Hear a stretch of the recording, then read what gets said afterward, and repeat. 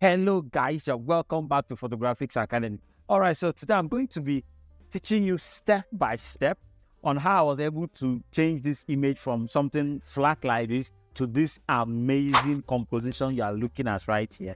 Okay, so if you are wondering exactly how we're able to retouch this image, we use our retouching action that you've heard me talk about for some time now.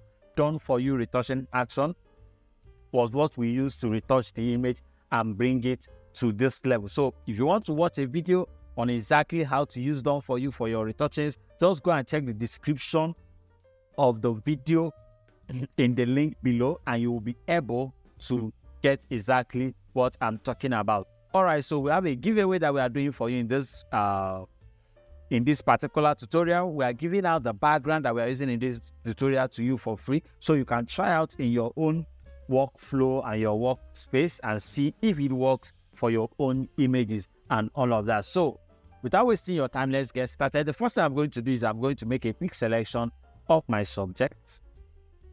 Quickly, I'll use my select subject and make a quick selection. Then I'll zoom in to make sure, because I'm noticing a lot of places that it will not do a proper selection in. For the dress area, you should do a good work here. Okay, so for these areas, we're just going to quickly make deselect some areas and add even to some areas, and we are good to go. So let's just check that. So I'm meant to select inverse, yeah. Okay, so add here, do the same thing over here, remove just a bit of the selection like that. Okay, so we are missing out on this area and this area. All right, so for here I'll use my lasso tool to fix that area. So for these big areas, I'm just trying to see if I can use my quick selection tool to just fix them up, and we are good to go. So make a selection of the bits, yeah, like that, and now start removing it from the places we do not want it. Excuse me, so supposed to work inversely, and we remove. Just quickly go through your selection and you are good to go. So I'm going to speed it up so I don't put you through that process. We'll be back immediately I'm done with the selection.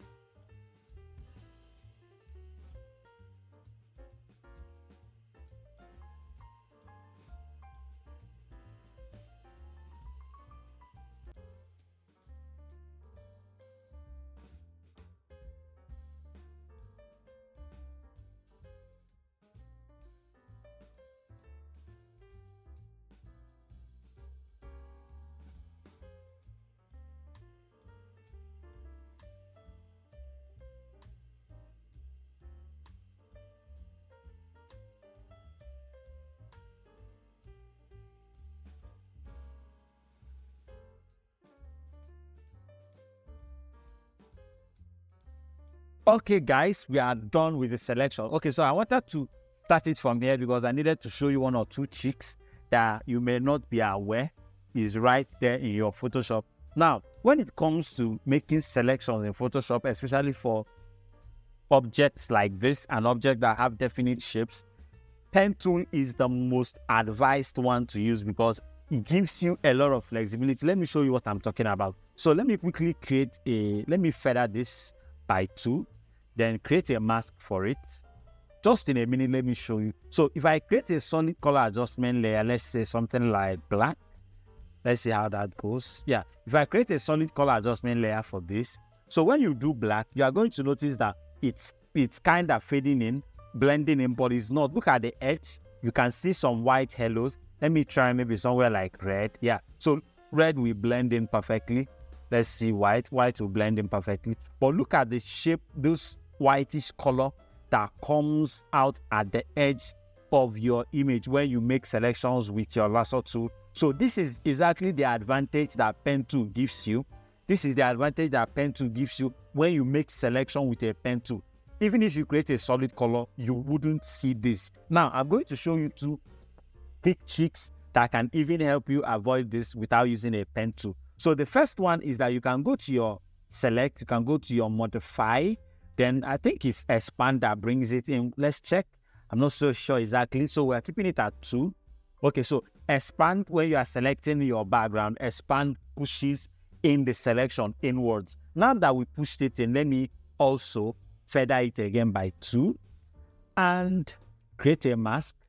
Yeah, Control I to invert. So I'm going to create another solid color behind it using the same black, and let's see if we are going to be having those white stuffs. So we are having the white stuffs. It means we need to push in a little bit inwards. So if you push in a little bit inward, maybe like 2, 3, or 4, depending on the quality of your image, the halos are going to be disappearing. The second thing you can do, which is the most effective, is to use your pen tool.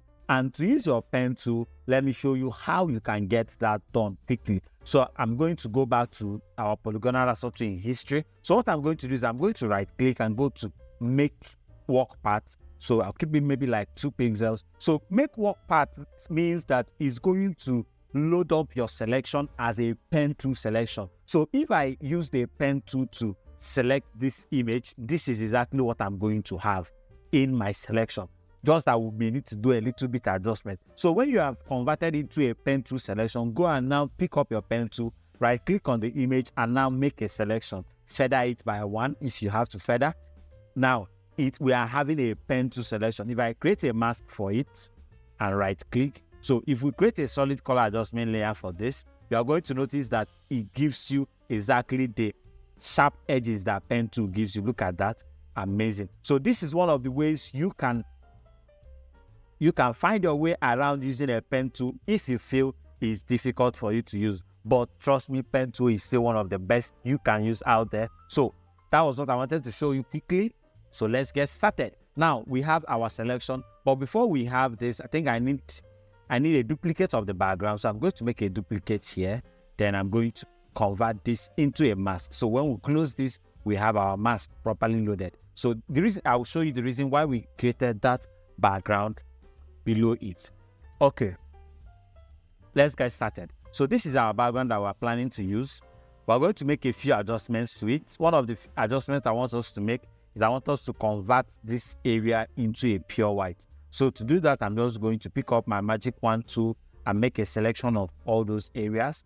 Since we're having just 2 colors, red and the other color, it will be easy for us to make the separation. So I'm going to pick up my curves or any other adjustment layer that is going to help you increase the brightness of the white or whatever. Yeah, like that. So if you look at the before, you're going to notice we are having it as an off-white. You can equally try using your hue and saturation. You can equally try using your hue and saturation to see if it works perfectly. But I think my curve does a nice job, except for the fact that I'm losing my edges over here. So what I'm going to do is I'm going to quickly pick up my brush and reintroduce that edge that I'm losing, just to make sure we have that dimension that gives us separation with the floor, just like that.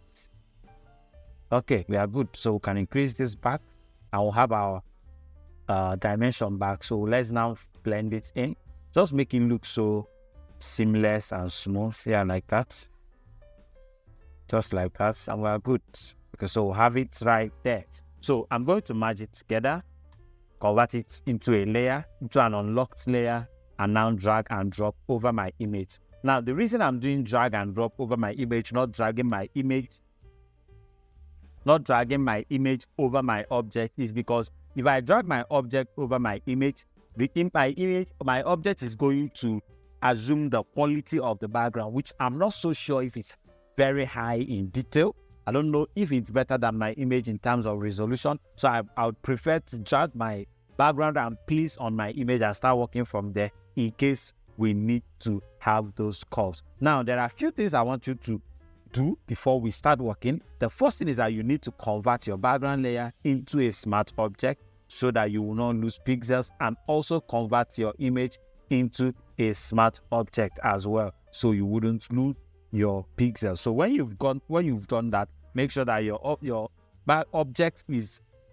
object layer is above your background layer, and you are good to go. So I'm going to start scaling my background in to fit into my object. So just do this. Yeah, just like that. Beautiful. So we have it properly placed, except for the fact that my object needs to move inwards into the background a little bit more. Yeah, so to achieve that is very simple. Just make sure you get your background working well. So to achieve that is very simple.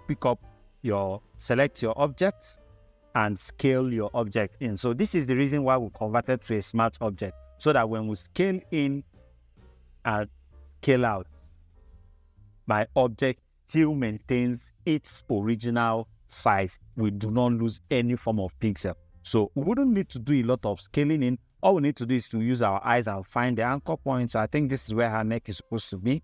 If we are originally in the background, then we scale her in by holding your alternate. So it pushes her into the background. Find a way to place her on the ground. Yeah, over there. You can now make her bigger, just slightly. Just like that. And we are good to go. So the next thing we need to start making adjustments on is our lightning. So if you look at the image, you're going to notice that if she's standing on this level of bright background, she also needs to be brighter than what she is. If she's originally standing here, she needs to be brighter. So to fix that, we introduce our curves. See, one thing you can do, you can actually introduce your black and white layer so that it will take away all the colors. You'll be able to focus on just the luminosity. So if you're looking at this image now, you're going to notice that the luminosity level on her is not matching the one on the background. Even the dress is matching the background a little bit more than the skin.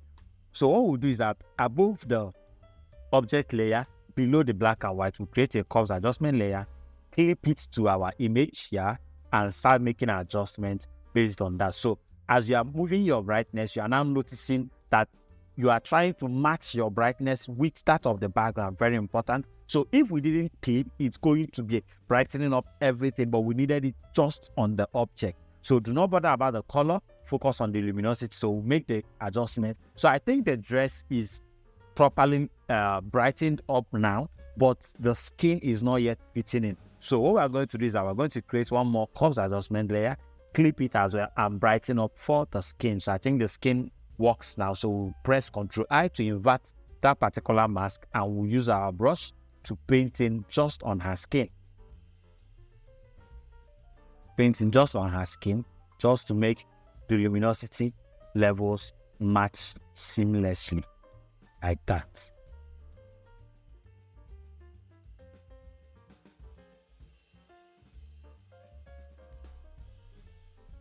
Just like that.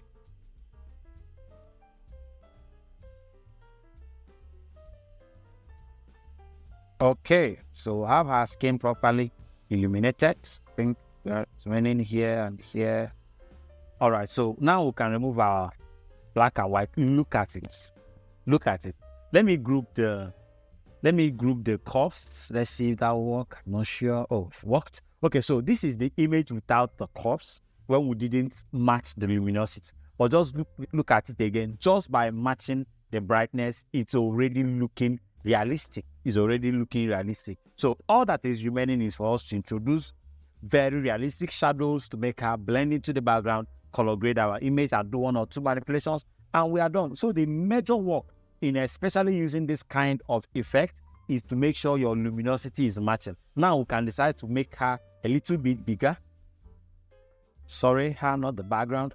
We can decide to make her a little bit bigger, just like that. Yeah, press OK. So the next thing we are doing is to introduce our shadow. So below our object layer, above our background, just create an empty adjustment layer. Pick up your brush ASAP. Pick up a black brush. Probably make it hard, just slightly hard, so you can see what you are doing. Do one dab, Ctrl-T. Use your shift to bring it down. Yeah, like that. Then you can also use your control to move the perspective of the shadow, just to make sure it's lying on the floor and it's properly covering the whole area. Then drag it straight under your object like that. So to create that look that she is standing right there. So if she's standing right there, of course, her dress should stop some highlight from touching the floor. So that is what we are trying to recreate here, to give it that look that she's standing right there and that her dress is covering those highlights. So the shadow is spilling off on areas that will make it look clearly unrealistic, that this is a realistic shadow. So what I'm going to do is I'm going to create a mask for it, pick up my brush and remove it from the places that we are not obviously supposed to have this kind of shadow, somewhere like here. But before I do that, let me move it inwards a little.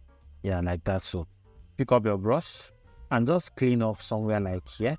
You can actually use a low brush, reduce your flow, so the transition will not be harsh like that. So just dab, dab, dab. Yeah, we'll have that.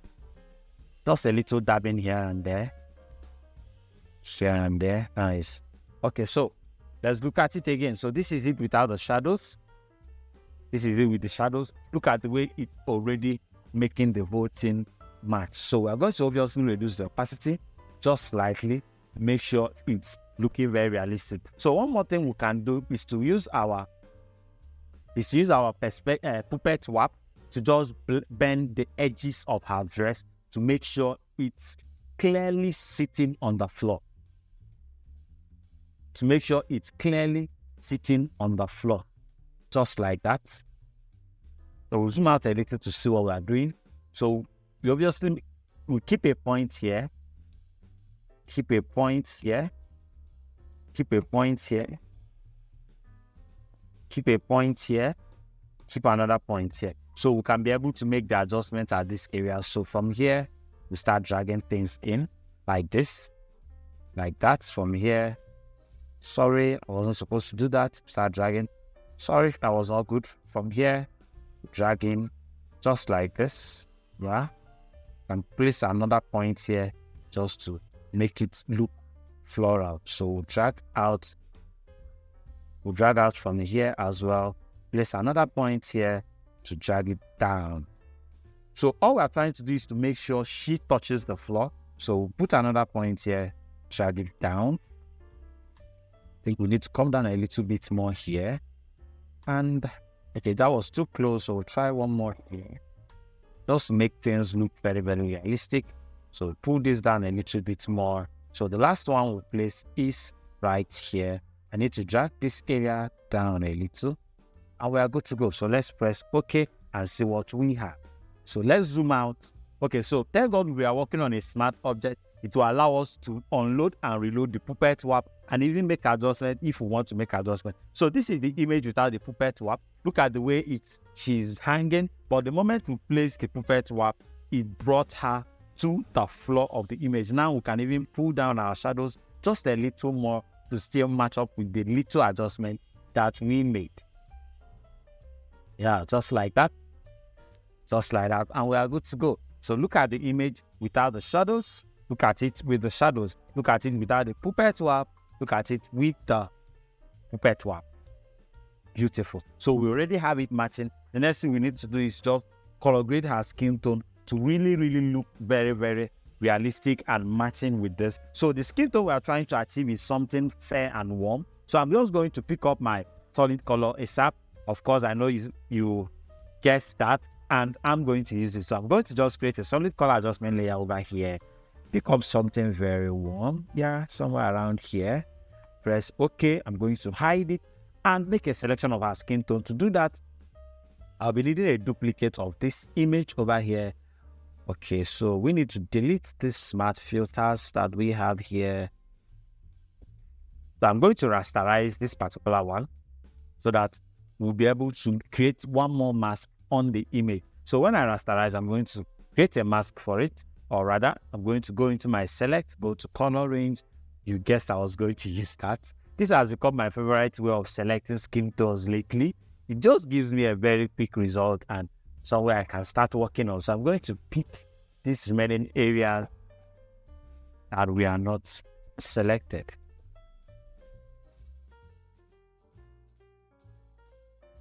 Now press OK. So we'll have a selection of our subject of the skin tone, although it's spilling on the dress because of the similarity in colors. Now we can create a mask for that and use that mask to replace that of the solid color. So we can delete this now and we have the solid color just majorly on her skin tone. Now we can change the blend mode to color or soft light. I think in this case, soft light does the job. Soft light does the job. So this is before, this is after. Let's zoom out and see the effect.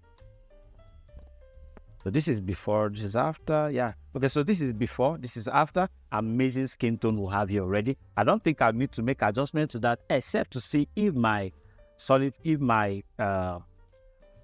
my color range did a perfect selection of those areas. So I think we are missing out on some parts of the skin, which we are going to paint in now by ourselves. Yeah, like that.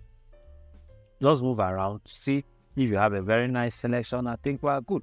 So the next thing I want us to do quickly is to darken her dress just slightly. And to do that, we already have a curve that was doing a lot around the dress. So all we need to do is just to pick up our brush, reduce our flow, and just minus some level of luminosity from the dress.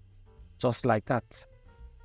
And we are good to go. So yeah, like that. Just to bring it inwards, I noticed it was glittering a lot, and it was distracting the image, so we had to bring it in. Another thing I want us to do is to make a little adjustment to the background. To do that, the first thing I want us to do is to just see if we can get this green leaf on some other areas in the image that we would want it to be. So to do that, I'm just going to make a selection of just the background. Yeah, so I'm going to hide everything, and I'll pick up my, since I'm not scaling in again, so I'm just going to rasterize so it doesn't hang or start affecting what we are doing. So I'm going to pick up my quick selection tool, my object selection tool rather, and I'm going to have photocopy the objects on this image. Let's see if it will detect the leaf. That will give us a very quick selection of duplicating the leaves in some areas of the background, just to get a little bit more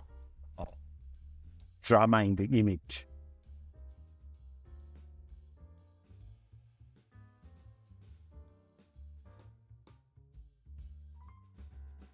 Okay, so our object detection tool didn't actually detect the leaf, so I'm going to use a clone stamp and do that ASAP. So I'm going to zoom in and make a selection right here. Pick a selection of the sample. Then I think I want it here, so I'm just going to quickly, our clone stamp, the flow is low, so I want to take it off. So I'm just going to quickly reintroduce the leaves over here, just like that. Yeah, using our clone stamp, just like that. Let's introduce one or two more flowers. Yeah. Okay, so we'll do the same thing over here. Well, make a selection again. Try to mimic the same thing over here. We'll just paint over just to get it in. Okay, we'll have it working. So the reason I'm bringing in all of this is to make sure we have a seamless selection, so it doesn't look very, very unrealistic. Okay, so we'll have it there. Put one more here. So repick selection again. You can actually make a bigger selection of the whole area and just come here and tap.